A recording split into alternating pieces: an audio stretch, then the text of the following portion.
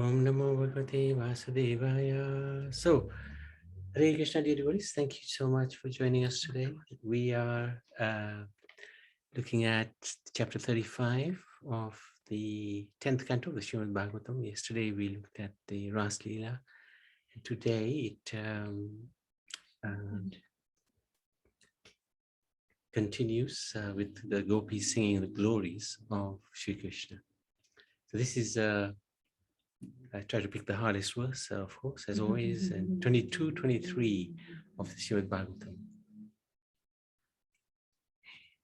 Vatsalo Raja Gavam Yat Godraho Vandya Manancharana Patihi Vidaha Krishna Go Guptanam Upaya Dinante Gita Venu Anu Gedita Kriti Utsavam Shama Ruchapi Drishinam Unnayam Pura Rajas Churitosha Vitsayati Shrit Asesha Esha Devaki Chatara Buddhu Rajaha. Out of great affection for the cows of Raj, Krishna became the lifter of Govardhan hill. At the end of the day, having rounded up all his own cows, he plays a song on his flute while exalted demigods standing along the path worship his lotus feet, and the cowherd boys accompanying him chant his glories.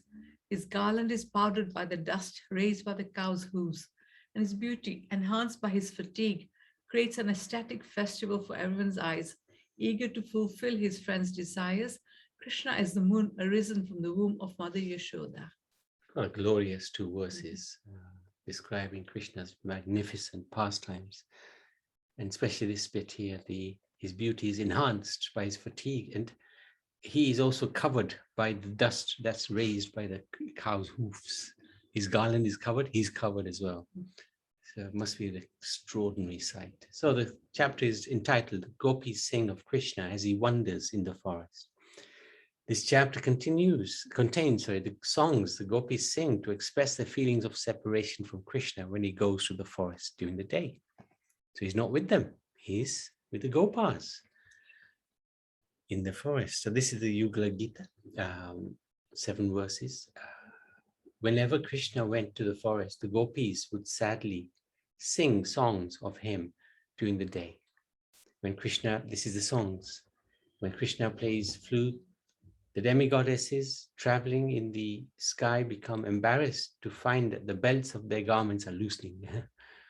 At the same time, Braja's bulls, deers, and cows become captivated by the sound, and they stop chewing the food in their mouths. The rivers stop flowing. This is when he's playing the flute. It's so enchanting. Their waters stunned in ecstasy as they eagerly wait for the wind to bring them the dust of his lotus feet. See here, there, Krishna is playing the flute, and they're just stunned. Gomata, calves, gopas, the trees, the leaves, everything is just stunned. Such a fantastic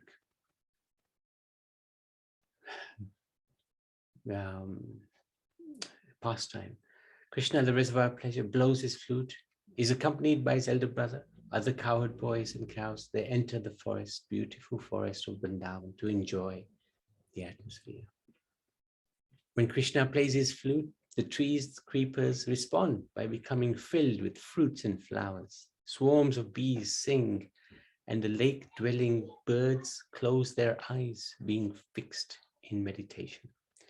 The clouds thunder gently in accompaniment and shade him, like an umbrella. Krishna is expert in all the arts of herding cows, inventing many new styles of flute playing. He is the expert. Nobody can play the flute like him, not even any of the other avatars.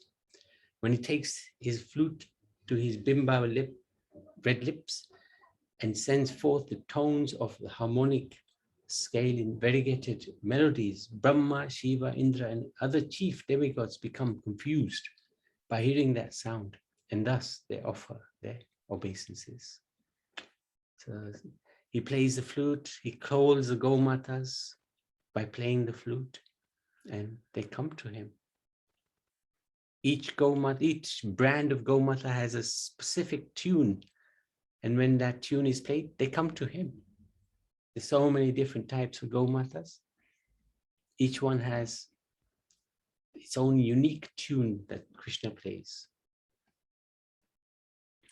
When Krishna plays the flute, gopis become agitated and stand still like trees, unaware that their hair and clothes are loosening. Krishna is standing somewhere and counting the cows on a string of gems. So he does his own mala. We do our mala, he does his mala. His mala is counting the Gomatas. That's what his occupation is. He's cowherd boy. The transcendental cowherd boy, of course. Krishna would call the cows with his flute, different tunes for different types of cows. Sometimes the cows would wander off. There would be naughty. And then Krishna would call them out by their names. He knew the names of all the cows as well. And why would they be naughty? Because they would love to hear Krishna call out their name, Kalindi. Krishna would, and Gomata would be so happy to hear their names called out by Krishna. Of course, the lesson to learn from that is Krishna not only knows all the Gomatas, he knows everyone. As Krishna plays his flute, his garland is covered by the dust raised by the cow's hoofs. His eyes roll in intoxication as he respectfully greets all his friends upon returning home. Enhanced by his fatigue, he creates an ecstatic festival for everyone's eyes. With his cheerful face resembling the moon, the Lord of the night, the Lord of the Yadus moves with the grace of a regal elephant. Thus he returns in the evening, delivering the cows of Braj from the heat of the day. Sukadev Goswami said, O king, thus during the daytime, the women of Vrindavan took pleasure in continuously singing about the pastimes of Krishna, and those ladies' minds and hearts absorbed in him were filled with great festivity. This is quite a nice painting. It's actually when the Krishna Balaram and the Gopals, Gomatas, they go to the forest. So they're looking, the gopis are looking a little bit sad. But the writing is a little bit different.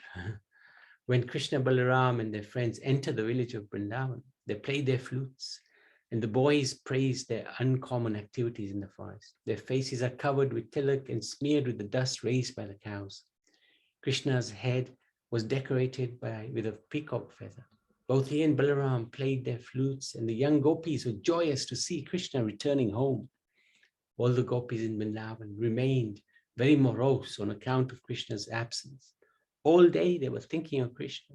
And as we just read, they were singing about his pastime in the forest and of him herding cows in the pasture. When they saw Krishna returning, all their anxieties were immediately relieved. They began to look at his face the way drones hover over the honey of the lotus flower. When Krishna entered the village, the young gopis smiled and laughed. Krishna, while playing the flute, enjoyed the beautiful smiling faces of the gopis. That's the end of chapter 35. Any questions, any comments? Wonderful chapter. Krishna's enjoying the singing of the gopis, singing about his pastimes in the forest and his pastimes with the flute. So chapter 36, text number 38. Shri Akrur Uvacha Rajanmanistam Sadrikyak Tava Swavadya Marjanam Siddhiya Siddhyo Samam Kuryat Devam Hi Phala Sadhanam.